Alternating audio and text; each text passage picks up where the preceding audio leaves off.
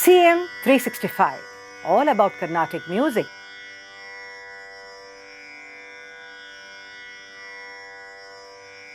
Wishing you all a very happy Vijayadashami today. The Navaratri 2022 has come to an end, and I'm sure that all of you would have had an enjoyable experience in many ways. Some of you would have kept Golu at home and have had a host of relatives and friends coming home to visit the Golu, and also you would have had a great time with them. Some others would have gone Golu hopping, in the sense that you would have gone to visit the Golu in your other friend's place or relative's place. And as far as the musicians are concerned, I would say that the kacheris that we perform during the Navaratri is a truly different experience compared to the sabhas, in the sense that in these Navaratri times, we perform in a very divine ambience of the temples and sometimes even in the ashrams. So here we see that the music is not more about catering to Rasikas, but as a dedication to Ambal. That is, we offer all our music, our knowledge, our singing, everything at the feet of Ambal. Coming to Vijayadashmi, I would say that in some ways this Vijayadashmi is more like a New Year's Day for the artist, in the sense that it is an opportunity to actually re-energize what we love to do, rededicate ourselves to the path of wisdom, and to start new things with humble hopes of success. Here we see that many of us actually, small children especially, on Vijayadashmi day, when we start learning some art, we know that it is an auspicious beginning and will lead to success. Similarly, there may also be some people who might have learned the art earlier, but due to some reason not able to pursue it continuously. So for them also, restarting on this day is a wonderful way actually to get into the arts, I would say. And in this Vijayadashmi day, we are actually rededicating ourselves to the path of wisdom. That is, for all the knowledge that we have gained or we have to gain. This is a very, very divine day, I would say. And on Vijayadashmi day, it is also an important day to honor all those who have guided and invested in our knowledge and learning of the art, and to aim for knowledge over ignorance, in the sense that, especially in the realm of arts, we see that the guru plays a very important role in the sense of investing countless hours, I would say, of our time in terms of sharing his knowledge with the students, imparting the art to the student, and that way this day is very important in terms of the student dedicating himself to the guru and offering his respects.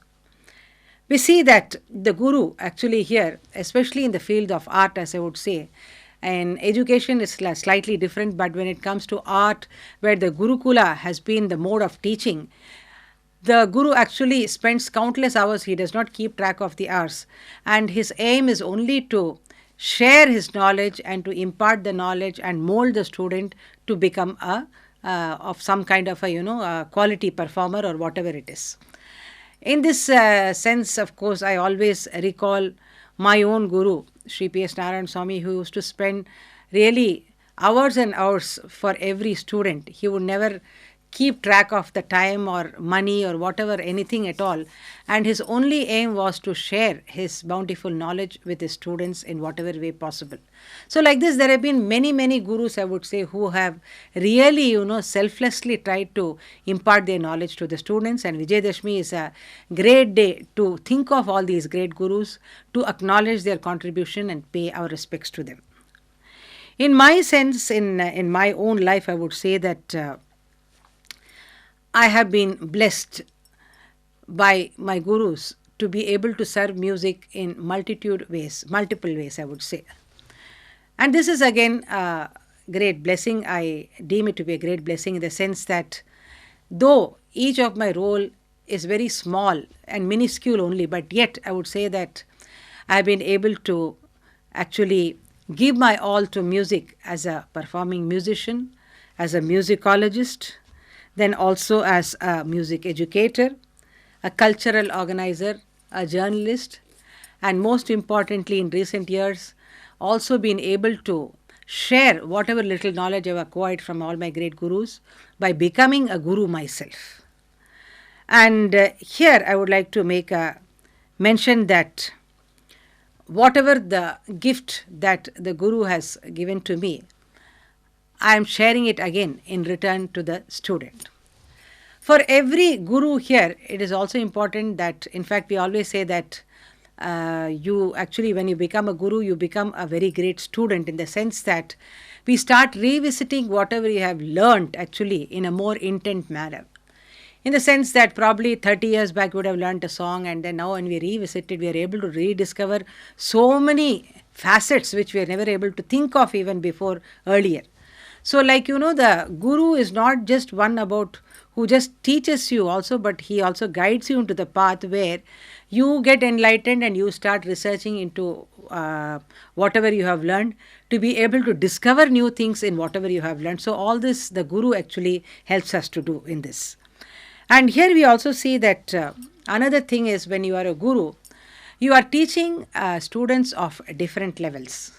So where it is also, another learning process of different levels. That is a great experience which I can share or convey to you from my own personal experiences, I would say, where a student may be at a Varnam level, another student may be at a Kriti level, another may be, advanced level of learning Manodharma Sangeeta, another person may have almost acquired all these skills and gone into performance. So when we are teaching students of different levels, we are also tuning ourselves to different levels, that is from the most basic and simple way of methodology of teaching to how to teach the most complex kind of things. So it's again a beautiful journey. This learning process as a guru is really very, very beautiful. And again, of course, each student is different in terms of their grasping abilities. Some students may grasp, very fast in a jiffy, and that gives you a lot of joy. Some of them may be slow learners, but yet as a guru, you have a very important role, in the sense that even for slow learners, we have to be very patient and try to impart the knowledge to them.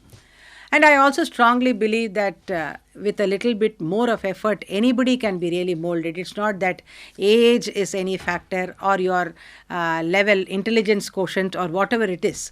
The guru has a very, very important role, because he cannot just be partial to the, kind of intelligent students and leave the slow learners aside. He has to bring everybody on a common platform. And that requires a lot of effort, patience, dedication, and a true guru actually possesses all of this. Next is, of course, having dedicated and hard-working students who strive to improve every day is the most rewarding experience for any guru. So when, after all the teaching that you do, you don't actually think of any materialistic gains in this. But when you are singing something and your student reproduces it very beautifully for you, it is absolutely blissful and joyous experience. And of course, when you mold them to become a musician of a higher caliber in terms of performance, then you feel really, that your whole teaching process has attained a sense of fulfillment. Now, finally, I would like to share that in the process of learning, there are 4 I's, I would say. I in the sense, imitate, imbibe, introspect, and then improvise. Usually we say that it is wrong to imitate anybody, in the sense that when you imitate somebody, you don't tend to put your thought process into it, but you're just taking in whatever is there and just trying to repeat it verbatim. But in the art domain, we see that this process of imitation is actually very, very important, in the sense that when you learn from a guru, it is very important that you try to replicate or imitate the whole song or whatever you're learning from your guru in the verbatim manner, in the sense that sometimes you also see that in the process what happens is that in the imitation process, sometimes you also see that you're so passionate about your guru, you start loving your guru so much that some of musicians, you would have also observed that they even imitate their characteristics in terms of the mannerisms and other things. You see that they also start imitating them. In fact, when you look at some particular student, and the way they are singing, you can sometimes, even predict and say that, oh, she is the student of so and so, from the kind of mannerisms that they display. So that is the kind of imitation. That imitation is very, very important, because that is when you are completely dedicating yourself to your guru. You are completely dedicating yourself to understanding what the guru is trying to convey. The next stage is, of course, to imbibe all this. After imitating, you imbibe all the knowledge from the guru.